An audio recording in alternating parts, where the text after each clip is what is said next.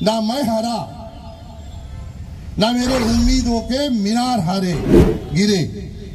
ना मैं हारा, ना मेरे उम्मीदों के मीनार गिरे, लेकिन ना जाने मुझे गिराने में तू कितनी बार गिरा। उन 4 तारखेला रिजल्ट आल्यानंतर वक्त को मैंने कहा है, मेरे कार्यकर्ताओं के साथ शराफत से पेश आओ।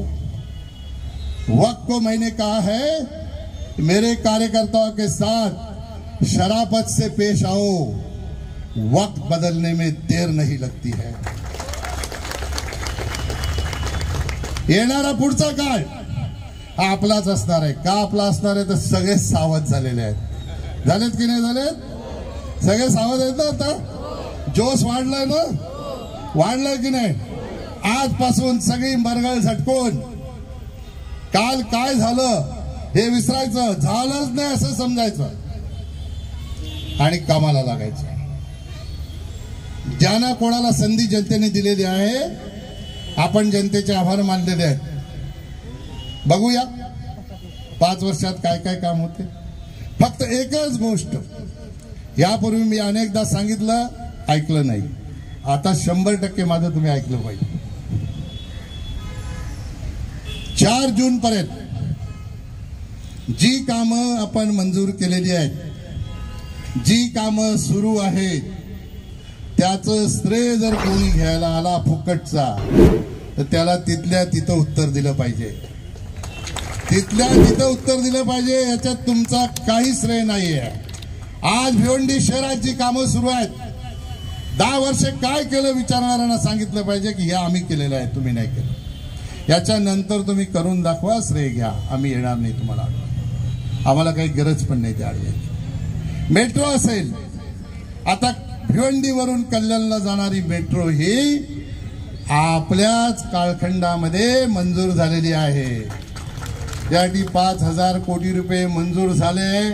डीपीआर बनवणारी एजन्सी ही त्याच्यासाठी नेमलेली आहे। त्यानंतर काम आता सुरू झाल्यावर कोणी तुम्हाला सांगेल की आम्ही मंजूर केलं, तर अजिबात तसं नाही आहे। कार्यकर्त्यांनी चिंता करण्याची गरज नाही। मी ह्यापूर्वी थोडंसं दुर्लक्ष केलं भिवंडी शहराकडे, पण आता पूर्ण लक्ष देणार आहे।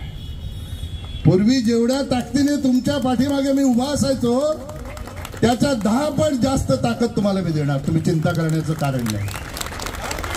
आणि शेलार पासून असं सुरू करणार, प्रत्येक वार्डात जाणार आणि भारतीय जनता पक्षाची ताकद वाढवणार।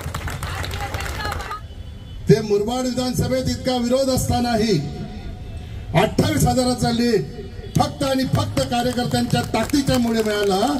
आणि म्हणून नेत्यापेक्षा कार्यकर्त्याची ताकद ही जास्त असते, हे मुरबाडनी दाखवून दिलं। तसं भिवंडी शहराने सुद्धा नेत्यांपेक्षा कार्यकर्त्याची आणि पक्षाची ताकद ही जास्त असते, म्हणून 95,000 मतं आपल्याला मिळाली। आपल्याला अपयश का आलं हे भिवंडी शहरातल्या प्रत्येक कार्यकर्त्याला माहित आहे ना? मग जोश कसा आहे तुमचा? अजून पॉवरफुल आहे ना? जोश पॉवरफुल असला पाहिजे। आणि म्हणून पक्षाची ताकद वाढवण्याचं काम आणि कार्यकर्त्यांना सक्षम करण्याचं काम या मिळालेल्या वेळेमध्ये मी करणार आहे। आणि त्याची प्रचिती ही 100% तुम्हाला येणार आहे। आणि सगळ्यात मोठं फॅक्टर आपल्याकडे काय असेल तर आपले स्वकीय, आपल्या घरातल्या घरभेदी हाही फॅक्टर आपल्याकडे चालला। पण माझं आपल्याला आव्हान आहे, ही विधानसभा आपल्याला जिंकायची असेल तर जसा त्यांनी फॅक्टर तयार केला तसा तुम्हाला फॅक्टर तयार करावा लागेल। हा फॅक्टर जर तुम्ही तयार केला नाही तर महापालिका काय, विधानसभा काय, कुठेच तुम्हाला काही संधी मिळणार नाही। पण ही वेळ आहे, या वेळेमध्ये जर तुम्ही योग्य निर्णय केला नाही तर या भिवंडी शहराच्या राजकारणाचं काही खरं नाही। हा फॅक्टर जर चालला नसता तर आपल्याला हरवण्याची ताकद कोणाची नव्हती. आणि फॅक्टर चालूनही आपल्या सगळ्या सहकार्याने जर प्रामाणिकपणे काम केलं असतं तरीही आपल्याला हरवण्याची ताकद कोणामध्ये नव्हती.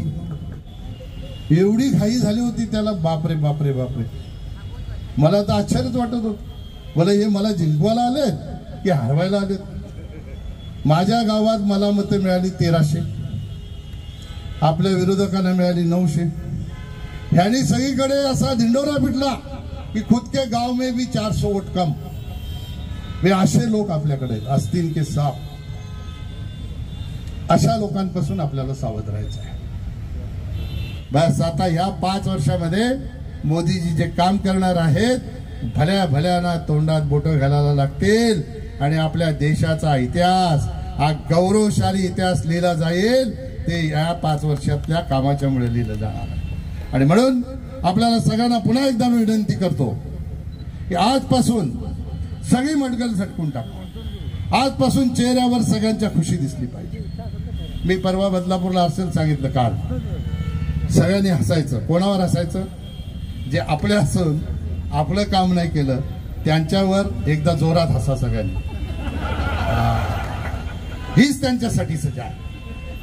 याच्यापेक्षा मोठी सजा त्यांच्यासाठी दुसरी काही असू शकत नाही.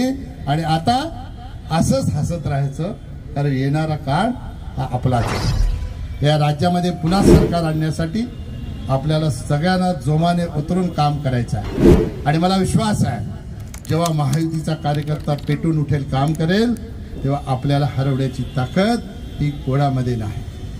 मी परत एकदा मागे जातो आणि सांगतो, जर पॅटर्न चालला नसता तर आपला पराभव झाला नसता.